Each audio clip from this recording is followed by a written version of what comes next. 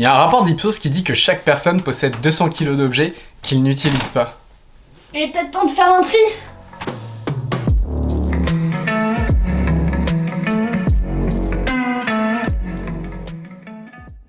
Tu as déjà entendu parler du minimalisme, mais au fond, qu'est-ce que c'est vraiment ?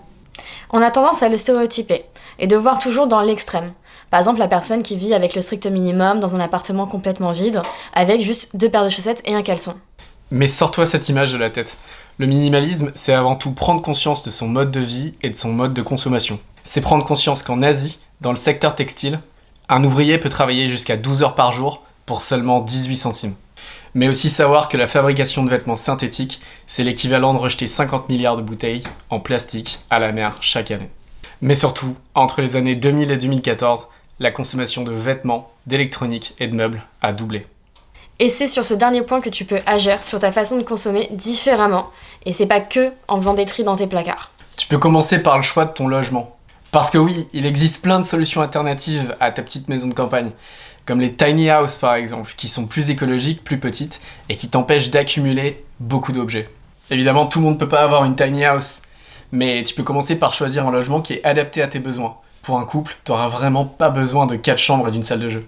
Et ce choix a un vrai impact sur ton empreinte carbone. Tu n'auras pas besoin de meubler 5 pièces qui serviront une fois tous les 2 ans. Mais aussi, ce que tu dois savoir, c'est que pour meubler une maison, c'est l'équivalent de faire 6 allers-retours en avion Paris-New York, soit l'équivalent de 6 tonnes de CO2. Le changement, il passe aussi par ton armoire. La fast fashion, c'est devenu une norme de société qui nous pousse à consommer de plus en plus de vêtements et de plus en plus rapidement. Et pourtant, le dicton qui dit que la mode est un éternel recommencement n'est pas un mythe. Par contre, trier son armoire, c'est bien, mais le plus important, c'est de bien le faire. Jeter pour jeter, ça n'amène que de la frustration, et tu retournes encore plus vite dans les boutiques. Chaque année, l'industrie du textile produit 1,2 milliard de tonnes de CO2.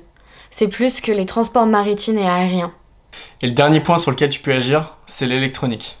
Mais déjà, pour comprendre pourquoi c'est un problème, il faut comprendre comment c'est fait. Pour créer les appareils électroniques, il faut tout d'abord extraire des terres rares. Et ça a des conséquences, comme par exemple les rejets toxiques, la pollution des nappes phréatiques, le manque de protection des ouvriers, la déforestation, la perte de la biodiversité, et pour finir, les contaminations de l'eau, des sols, de l'air, mais aussi de l'écosystème. Bref, un bordel sans nom. Donc avant de changer ton ordinateur ou ton téléphone, ce serait peut-être pas mal de te poser quelques questions, non ? Bon, on commence à se connaître, et tu te demandes où sont tes avantages dans cette histoire. Allez, on t'explique. Tu as 3 bonnes raisons de t'y mettre. Et la première, c'est l'aspect libérateur. Bah oui, tu as déjà tout ce qu'il te faut, donc plus besoin de passer 3 week-ends chez Ikea à trouver le meuble télé parfait qui ira super bien dans ton salon. La deuxième raison, c'est que tu deviens économe naturellement. Bah ouais, quand t'as pas besoin d'un meuble télé, l'argent reste dans ton portefeuille. T'imagines même pas toutes les économies que tu peux faire quand tu réfléchis à 2 fois à un achat. Et la troisième raison, la plus importante, c'est l'aspect écologique. Un peu comme dans un cercle vertueux. Moins tu consommes, moins il y a de production, plus les sociétés vont dans le bon sens pour te proposer des produits adaptés. Mais attention au greenwashing. Renseigne-toi toujours avant d'acheter. Ok, mais du coup, on fait comment ? Déjà, tu dois savoir que le minimalisme est devenu une mode, une façon de consommer. C'est pas pour rien que Netflix sort des séries à ce sujet tous les mois. Donc si tu veux bien t'y prendre, c'est pas en un week-end, mais en plusieurs mois qu'on devient un bon minimaliste. On considère généralement qu'il faut 21 jours pour changer une habitude. Alors va falloir y aller tranquillement. C'est pas en te débarrassant de tout et en gardant juste une table basse que tu vas te sentir plus minimaliste. Ok, peut-être sur le coup tu seras fier de toi, mais petit spoiler, la frustration, elle va vite revenir. Pour commencer, tu peux déjà réduire tes achats pendant un mois. Après, tu peux aussi te poser les bonnes questions quand tu ouvres ton placard. Par exemple, est-ce que tu gardes juste au cas où ou est-ce que tu le portes réellement ? Et si tu ne l'as pas porté depuis un certain moment, tu peux par exemple le vendre ou le donner.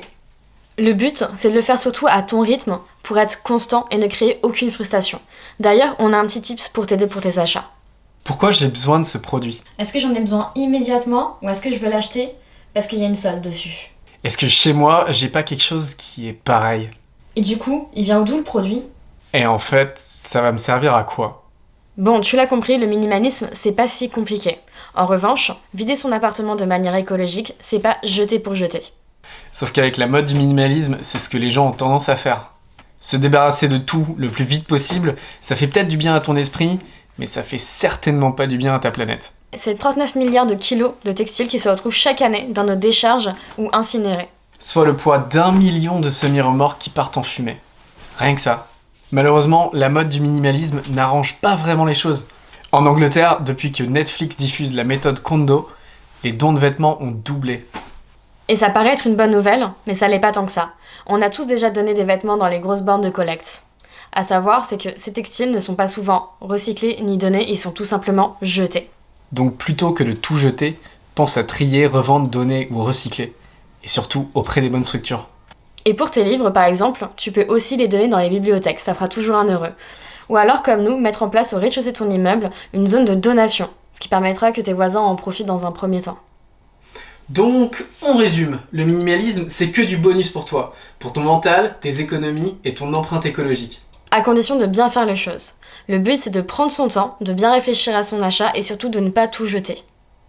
Si le thème de cette vidéo t'a plu, n'hésite pas à mettre un pouce bleu et à partager tes avis dans les commentaires. Tu peux aussi t'abonner à notre chaîne, on sort une vidéo toutes les semaines sur les thèmes de l'écologie et de la société. Et pour être sûr de rien rater, n'hésite pas à appuyer sur la petite cloche de notification. Juste ici. Juste là. Là. Et tout ça pourquoi? Pour...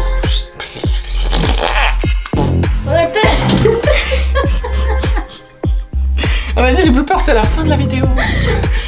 Tu vois.